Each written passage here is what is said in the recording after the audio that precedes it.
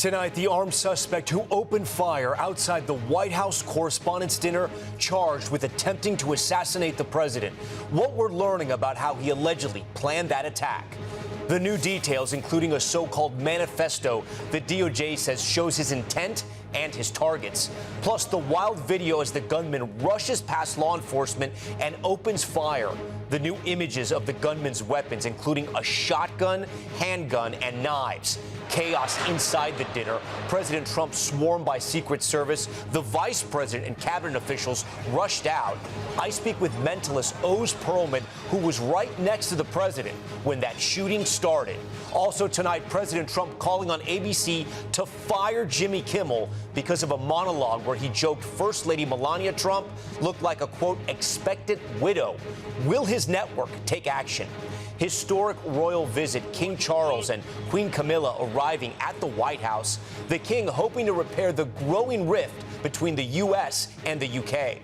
New details in the killings of two doctoral students. What the man charged with their murders allegedly asked ChatGPT about disposing a body. Wild body cam video capturing an officer getting trapped in a speeding getaway car. The dramatic moment that officer shoots the suspect in the leg to get him to stop.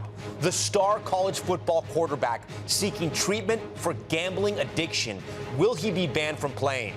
Carnival horror, a ride snapping mid-air and then crashing right to the ground. What we know about those inside. The True Crime podcast credited with helping solve a decades-old cold case, how it blew the investigation open after more than 40 years. And there's good news tonight. The surprise wedding reveal, how these Marines made it home just in time for their sister's special day. Nightly News starts right now.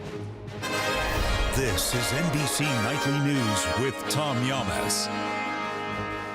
And good evening on this Monday night. We begin with federal prosecutors for the first time saying the White House Correspondents' Dinner shooter was out to assassinate President Trump. This is the suspect, Cole Tomas Allen, taken down by law enforcement on Saturday night, moments after he allegedly raced past security and opened fire. Today, prosecutors revealed the guns and the knives they say he had with him. You can see them here. And they detailed what they said was his plan for the attack to target the highest-ranking officials first. We have more on what may have inspired the attempted assassination, and you'll hear from the man on the dais next to the president just as he was pulled away by Secret Service. Our teams are across all of this tonight, and we want to start with Garrett Hake, who was inside the ballroom when the shots rang out.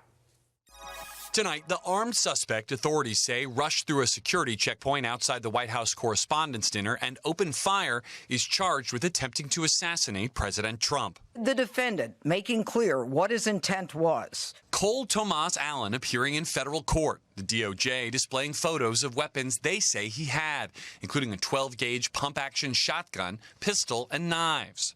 Charging documents say he ran past a magnetometer firing a long gun.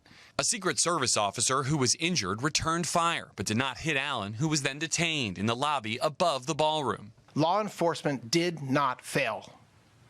They did exactly what they are trained to do. But amid growing questions about how the president is protected, the White House saying they'll consider security changes. All of it after that alarming scene Saturday with the dinner just beginning. You could hear the gunshots. Secret Service agents swarming the stage. Vice President Vance rushed out. The president piled on by agents, at first resistant to being hustled off stage. I wanted to see what was going on. And by that time, we started to realize maybe it was a bad problem. Mentalist Oz Perlman, set to perform, watched it happen. Speaking to Tom tonight. It was not like a subtle, let's go down slowly, Mr. President. It was them protecting him. And I think that's when the fear really hit me. Inside the ballroom, mass confusion as attendees ducked under tables. We saw top officials hurried to safety, including the health secretary and the Speaker of the House. It's still unclear exactly what happened, but it was a very serious security breach. At this point, it's clear that the president has been evacuated from the ballroom, but not necessarily from the property at large. This is the third attempt on President Trump's life in just 2 years, after he was shot in Butler, Pennsylvania. Weeks later, another assassination attempt by an armed suspect at the president's golf course. Why do you think this keeps happening to you? Well, you know, I've studied assassinations. The people that make the biggest impact, they're the ones that they go after.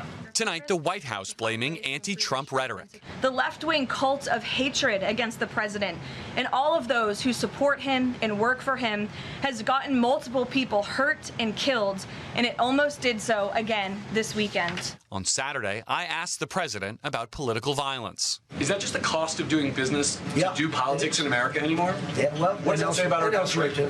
We're not the only country. Good question. Will we turn that temperature down at this point? Well, probably if I decided to just not do much, you know. All right, Garrett joins us now live from the White House. Garrett, the president is talking about holding the dinner again, but in a different capacity, and the White House says maybe without the vice president? Yeah, Tom, the White House may keep the VP at a separate location for continuity of government reasons if this dinner is rescheduled. There's been no decision made on that. The White House is also arguing that all this shows the need for a large, secure event space right here, the president's ballroom project. Tom? Garrett Hake leading us off. We're going to continue our coverage now as we're learning more about how the alleged attacker planned his assassination and what may have inspired it. Here's Kelly O'Donnell. New details tonight about the shooting suspect and the plot that frightened but ultimately failed. This man was a floor above the ballroom with hundreds of federal agents between him and the President of the United States.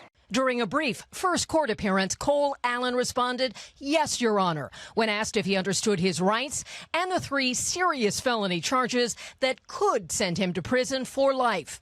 Top Justice Department officials saw this case unfold in person. This one hits a little differently. We were all there. Many of you were there. Cole is a test prep teacher and trained engineer. A senior administration official says Allen's sister said he attended a No Kings protest. FEC filings show he donated to Democrats. In this FBI affidavit, investigators lay out new details. On April 6th, Allen made a hotel reservation at the Washington Hilton Hotel for 3 nights. April 21st, the suspect boarded a cross-country train. Also new, authorities say Allen used a setting to pre-schedule his email to family to reach them at about 8:40 p.m. as chaos erupted. In that message, he expressed anti-Trump sentiments. He writes of administration officials, they are targets, prioritized from highest ranking to lowest. But President Trump is not named, while claiming he did not intend to harm dinner guests or hotel staff. They too were at risk, writing, "I would still go through most everyone here to get to the targets." And Kelly, I know you have some new reporting for our viewers about what the suspect was doing inside the hotel before the shooting.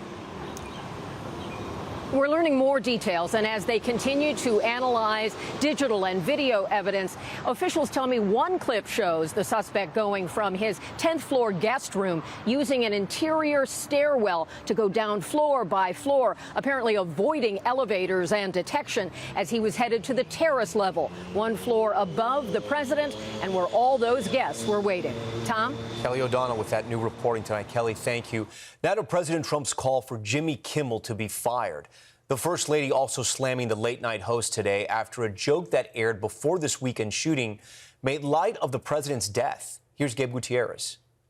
Tonight, President Trump is calling on Disney and ABC to fire late-night host Jimmy Kimmel for these comments during a parody of the White House Correspondents' Dinner that aired last Thursday. And of course, our First Lady Melania is here. Look at Melania, so beautiful. Mrs. Trump, you have a glow like an expectant widow. The segment aired 2 days before prosecutors say a gunman tried to assassinate the president, who today slammed Kimmel for what he called a despicable call to violence, labeling the skit something far beyond the pale. The First Lady today saying his monologue about my family isn't comedy. His words are corrosive and deepens the political sickness within America, adding enough is enough. Though Kimmel has not explained what he meant by the joke, the White House argues it was violent rhetoric. Who in their right minds says a wife would be glowing over the potential murder of her beloved husband? The backlash comes 7 months after ABC briefly suspended Jimmy Kimmel Live following the assassination of conservative activist Charlie Kirk. With the MAGA gang desperately trying to characterize this kid who murdered Charlie Kirk as anything other than one of them. Days later, Kimmel returned. You understand that it was never my intention to make light of the murder of a young man. ABC, its parent company Disney, and Kimmel's publicists have not responded to requests for comment. Tom? All right, Gabe, thank you. Also in Washington tonight, King Charles and Queen Camilla arrived on U.S. soil today to meet with the president and the First Lady, part of a reset with the president after recent tensions with the U.K. Hallie Jackson is here. And Hallie, talk to our viewers about what the goal of this visit is. Well, it's both pageantry and diplomacy, Tom, as the White House is rolling out the red carpet, quite literally, for Queen Camilla and King Charles, who's hoping to use his own special relationship, if you will, with President Trump to help repair the recent rift between the U.S. and the U.K. That's after the war against Iran spiked tensions between the allies, with the president frustrated that the British Prime Minister hasn't done more to support the U.S. This visit by the king is intended to celebrate 250 years of America's independence, but also highlight the long-standing alliance between the countries. Tomorrow, the king will become only the second British monarch to deliver a joint address to Congress, where we've learned from a palace official late today he's expected to reaffirm long-standing shared values between the two nations, despite these challenging times. Tom? All right, Hallie, thank you. We've got tornado watches late this evening, tornado warnings already popping up. We've got 38 million people at risk of damaging hail, wind gusts of 75 miles per hour. And you can see this wide swath of area where we could see EF3 tornadoes tonight from St. Louis down to Memphis. And then tomorrow, we've got another risk for 22 million people stretching from Dallas all the way to Knoxville, Tennessee. And heavy rain is going to be an issue. We're talking some places picking up 1 to 3, even 4 inches of rain with rainfall rates, Tom, up to 1 to 2 inches. So a volatile time over the next 24 hours. Yeah, through Wednesday, we see it there. All right, Al, thanks for that. We have dramatic new video we want to show you out of California tonight. A suspect driving away from a crime scene with a police officer trapped inside. Here's Liz Kreutz. I'm warning you, I will shoot your leg. This is the heart-racing body camera video showing a police officer in Northern California stuck inside a speeding getaway car. I'll shoot. I will shoot your. Stop! It all began minutes earlier when the Antioch police officer arrived in an attempted robbery earlier this year. Hey! Hey! You can see the officer getting out and pointing his gun into the suspect's car, but then getting knocked into the passenger seat as the alleged burglar, 23-year-old Dominic D'Souza, drives off. Stop the car! Stop the car! Inside, you can see D'Souza at the wheel demanding the officer jump out. Stop the car! I'm gonna crash, bro! Don't. It's not worth it. Hey, it is worth it, bro. I got family, bro. The two men then begin fighting over control of the gears as the officer, with his gun drawn, yells at the suspect to pull over, eventually firing a single shot. I'm warning you, I will shoot your leg. Stop the car! Stop the car! Stop! I will shoot you! Officials say the vehicle then collided with a parked car and continued to roll as the injured suspect and officer jumped out. One shot fired. Subject's bailed out of the car. Yo, hands up! Keep your hands up! Eventually, a team of officers arrived and apprehended D'Souza, now charged with several felonies, including kidnapping, robbery, and assault with a deadly weapon upon a peace officer. Liz Kreutz, NBC News. All right, now to that crime podcast that helped crack a cold case. A teenage woman murdered in Louisiana. After 40 years, that case may finally be solved. Stephanie Gosk on how they did it. Tonight, a shocking crime more than 4 decades old. The rape and murder of 16-year-old Roxanne Sharp. Finally solved, police say, because of new DNA technology and a podcast. This may be the last chance to find out who killed Roxanne Sharp. Determined detectives say the show energized public interest. We're trying to get as many people involved in Roxanne's story as we can. Episode after episode, digging up old memories and critical new clues. Sharp's niece, Michelle Lappin, was surprised by the renewed attention. It blew up more than I thought it would because, it's always meant something to us. But when the podcast came out, I realized it meant something to a lot of people. The podcast producer says he went to Louisiana State Police asking if they had any cold cases he could bring some attention to. Roxanne Sharp's case was the first one they brought to him. Now 4 men, 2 of them already in prison for other crimes, are arrested for aggravated rape and second-degree murder. Roxanne's body was found on February 12, 1982. All of the suspects now in their 60s. How's your family and the community feeling about the fact that this is now finally going to go to trial after all these years? relieved. There'll always be a hole there where she was, but I hope that people can heal once the truth comes out. Detectives and a podcast not stopping until it does. Stephanie Gosk, NBC News. And when we return in 60 seconds, the new twist in the murder case of 2 Florida grad students, how the alleged killer may have used ChatGPT. That's next. We are back now with the latest on 2 Florida college students who police believe were murdered by one of their roommates. Now Jesse Kirsch reports the suspect appears to have asked ChatGPT for advice on how to carry out the alleged crime. Prosecutors say these Florida grad students' murders were planned, and the suspect messaged ChatGPT before and after his victims vanished. Jamil Limon and Nihita Bristi were last seen alive April 16th. 3 days earlier, the man's roommate, Hisham Abu Garbia, allegedly asked ChatGPT about putting someone in a trash bag and throwing them in a dumpster. According to this court filing from prosecutors, the AI chatbot replied that it sounds dangerous before the suspect asked how would they find out. Limon and Bristi were both Bangladeshi doctoral students in Tampa. After they disappeared, the suspect allegedly sent ChatGPT several more messages, including has there been someone who survived a sniper bullet to the head. Now, Florida's Attorney General says his office is investigating OpenAI, the company behind the popular AI chatbot. OpenAI telling NBC News the company is looking into these reports and will do whatever we can to support law enforcement in their investigation. Limon and Bristi's disappearance sparked a frantic search. I spoke with Bristi's brother before police declared this a murder case. This is definitely concerning, and my family is devastated. Now, following Friday's dramatic standoff with police, the alleged killer is behind bars. He faces numerous charges, including first-degree premeditated murder. Investigators discovered Limon's body on Friday, and right now they're working to identify another body found in the area. Tom? Jesse Kirsch for us. Jesse, we thank you for that one. When we return tonight, what happened when a carnival ride cable snapped in midair with passengers on board? We'll show you that video right after this break.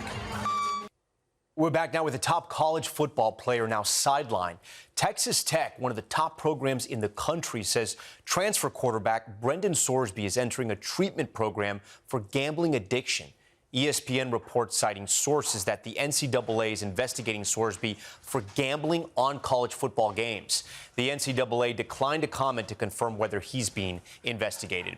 Now to terrifying moments at a fair in Spain, video capturing the cables on this slingshot ride in Seville snapping in midair with passengers inside, sending the ride plummeting. It appears to crash into a pole before dangling in the air. Seville's local police union says 4 people were injured. All right, when we come back, the bride who was preparing for a first look with her father, what she saw stunned her. Her brothers were serving our country. That's next. Oh, my God.